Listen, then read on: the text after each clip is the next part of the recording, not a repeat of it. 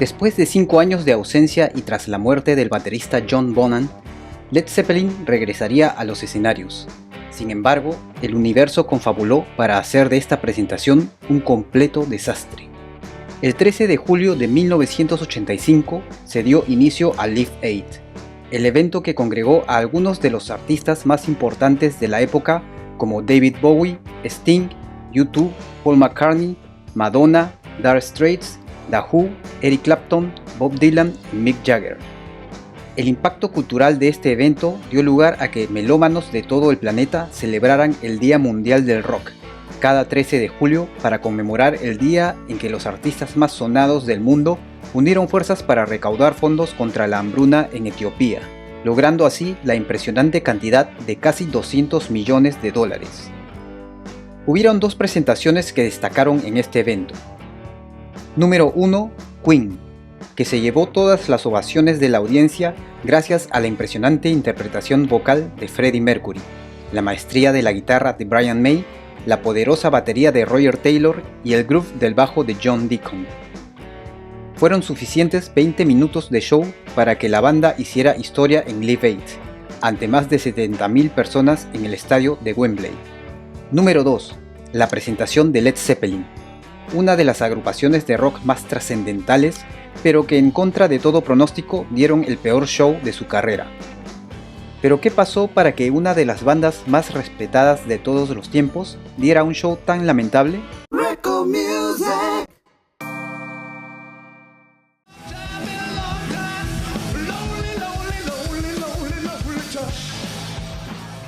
Para entender lo sucedido, nos remontamos 5 años atrás.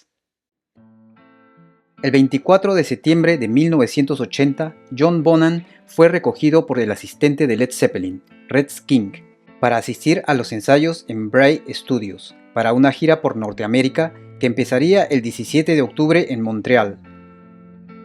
Era la primera gira de la banda desde 1977. Durante el viaje, Bonham pidió hacer una parada para desayunar, donde bebió 4 destornilladores cuádruples de vodka, casi 16 tragos entre 400 y 560 mililitros, y continuó bebiendo más durante los ensayos. Ya por la noche, Bonham fue llevado a casa de Page. Después de la medianoche del 25 de septiembre, el baterista se quedó dormido. El manager de la gira de Led Zeppelin, Benji Lefebvre, y Jones lo encontraron inconsciente la tarde del día siguiente. Bonham fue declarado muerto, ahogado en su propio vómito a los 32 años. Entre el duelo de perder a su amigo, Led Zeppelin se veía obligado a lanzar un nuevo álbum para Atlantic Records, por lo que se limitaron a recopilar piezas que no habían salido a la luz. Así lanzaron en 1982 Coda, como punto final de la historia de la banda. Durante los 3 años que estuvieron separados, el vocalista Robert Plant comenzó su carrera en solitario con un mediano éxito. Jimmy Page regresó a su proyecto previo a Led Zeppelin, The Yardbirds, mientras que John Paul Jones decidió alejarse de la industria musical salvo algunas pocas colaboraciones. Años después, Bob Geldof, organizador de Live Aid, contactó a Robert Plant con la intención de que se presentara con The Honey Drippers, una superbanda que estaba conformado por Plant, Jimmy Page, Jeff Beck, Nile Rodgers, Brian Setzer, entre otros músicos de alto nivel.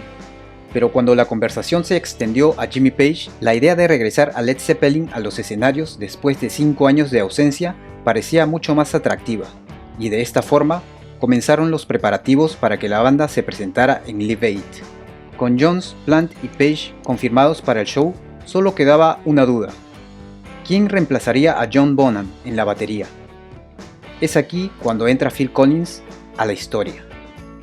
Live Aid rompió los paradigmas de cómo se debía vivir un show musical, con 2 escenarios paralelos separados por el océano Atlántico. Mientras 70.000 personas se aglomeraban en el estadio de Wembley para ver a Queen, Elton John y Paul McCartney, en el estadio de John F. Kennedy de Filadelfia, otras 80.000 personas estaban ansiosas de ver a Madonna, Eric Clapton, Neil Young y por supuesto Led Zeppelin, por mencionar algunos.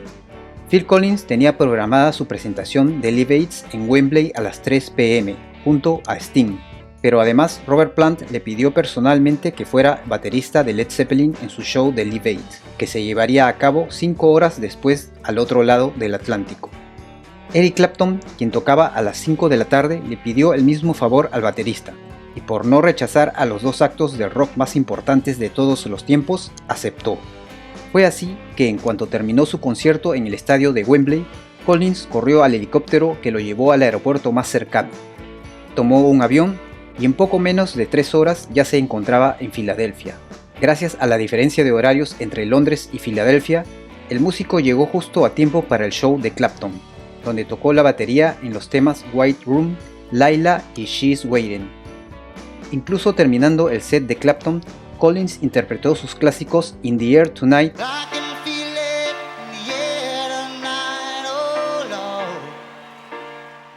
y Against All Odds, justo como lo hizo horas antes en Wembley.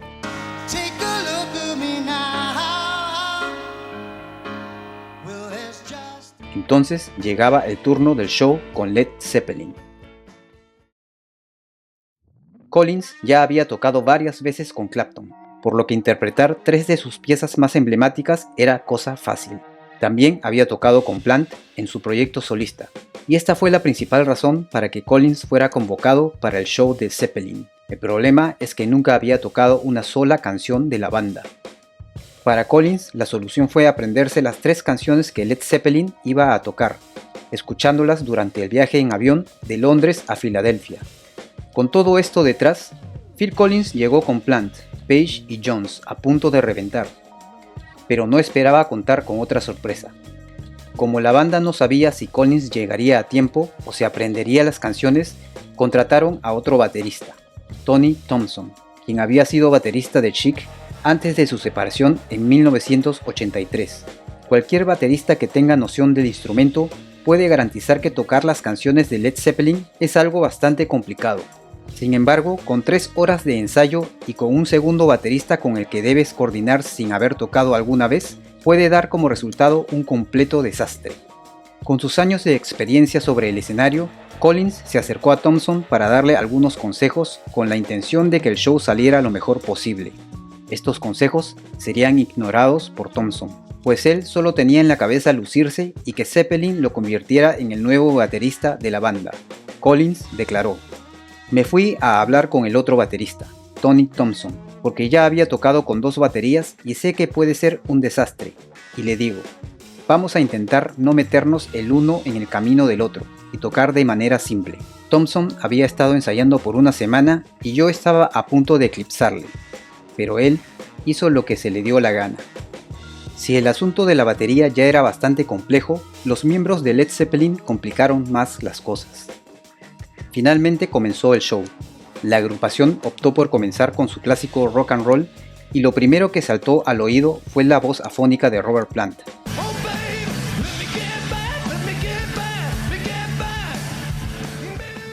que a cada momento se le quebraba la voz.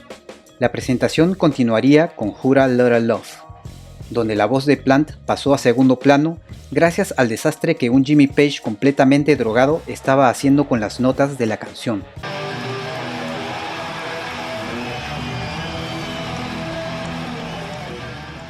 Tal fue la confusión en esta canción que hay tomas de Collins donde no tiene idea de qué tocar, porque cada uno iba a su propio ritmo.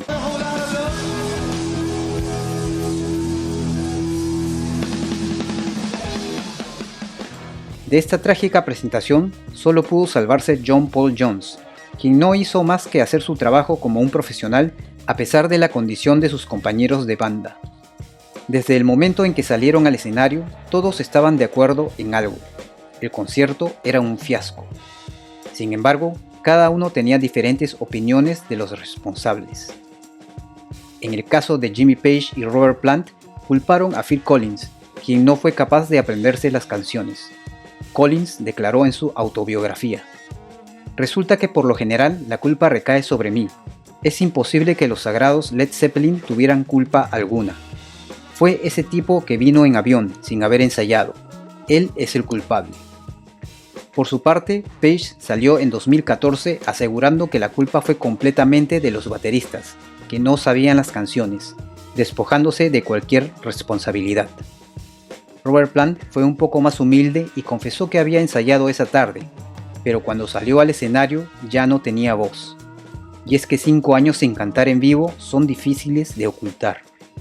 Quizá la actitud desenfadada y caótica de Page fue una especie de venganza o respuesta a Collins, pues desde que llegó al estadio John F. Kennedy, las fricciones con el guitarrista comenzaron. Llegué y fui a las caravanas y Robert me dijo: Jimmy está enfadado. Page entonces me gritó: hemos estado ensayando. Yo le dije: vi su primer concierto en Londres, sé cómo van las canciones. Él me contestó: ok, pues enséñame cómo va. Así que empecé a tocarla y Page me dijo: no, no te la sabes, así no va. Collins finalmente explicó su experiencia junto a Led Zeppelin de la siguiente forma: Robert no encajaba con su voz y Jimmy estaba fuera de sí. No fue mi culpa que fuera una basura. Si hubiera podido marcharme, lo habría hecho, pero entonces todos estaríamos hablando de por qué Phil Collins se marchó de Live Aid, así que aguanté. Comenta quién crees que fue el responsable de la catastrófica presentación de Led Zeppelin en este evento tan importante como lo fue el Live Aid. No olvides dejar tu like y suscribirte al canal. Gracias por tu visita y será hasta un próximo video.